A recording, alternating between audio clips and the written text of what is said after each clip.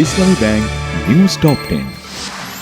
চলতি মাসে ফেনী ও ঝিনাইদহে শৈলকুপায় আরও 2টি খাল খনন কাজের উদ্বোধন করবেন প্রধানমন্ত্রী তারেক রহমান, জানিয়েছেন পানি সম্পদ মন্ত্রী শহীদ উদ্দিন চৌধুরী অ্যানি। গ্রাহক ও পাম্প কর্তৃপক্ষের পাল্টাপাল্টি অভিযোগের মধ্যেই সীমিত পরিসরে জ্বালানি সরবরাহ করছেন পাম্প স্টেশনগুলো। আতঙ্ক তৈরি না করার আহ্বান জ্বালানি বিশেষজ্ঞদের।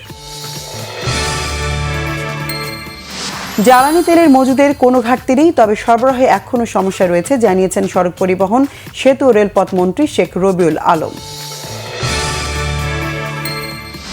অর্থমন্ত্রী আমির খসরু মাহমুদ চৌধুরী বলেছেন, দেশের বর্তমান আর্থিক অবস্থায় আগামী জাতীয় বাজেটের চ্যালেঞ্জ অনেক বড়। সংবিধান সংশোধন কমিটি গঠনে সরকারি দলের প্রস্তাবে রাজি নয় বিরোধী দল। কমিটি গঠন করা হলে তাতে থাকবেন না তারা। রাজধানীর বাইরে বিভিন্ন জেলায় হাম সংক্রমণ উদ্বেগজনকভাবে বাড়ছে।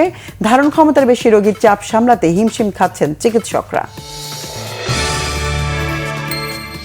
হরমুজ প্রণালী দিয়ে বাংলাদেশে আসার অপেক্ষায় থাকা 6টি তেলবাহী জাহাজকে পারাপারের অনুমতি দিয়েছে ইরান, জানিয়েছেন ঢাকায় দেশটির রাষ্ট্রদূত জলিল রহিমি জাহানাবাদী। 2-3 সপ্তাহের মধ্যে ইরান যুদ্ধ শেষ করার আভাস ট্রাম্পের। কুয়েত বিমানবন্দরে ড্রোন হামলা, জ্বালানি ট্যাঙ্কে ভয়াবহ আগুন। চীনে নির্মিত সিসিটিভি ক্যামেরা বিক্রি ও বিপণনের নিষেধাজ্ঞা আজ থেকে কার্যকর হলো ভারতে।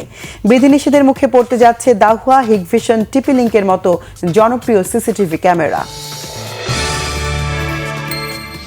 শেষ দল হিসেবে বিশ্বকাপে ইরাক, আন্তঃমহাদেশীয় প্লে অফে বলিভিয়াকে 2-1 গোলে হারিয়ে 40 বছরের অপেক্ষার অবসান।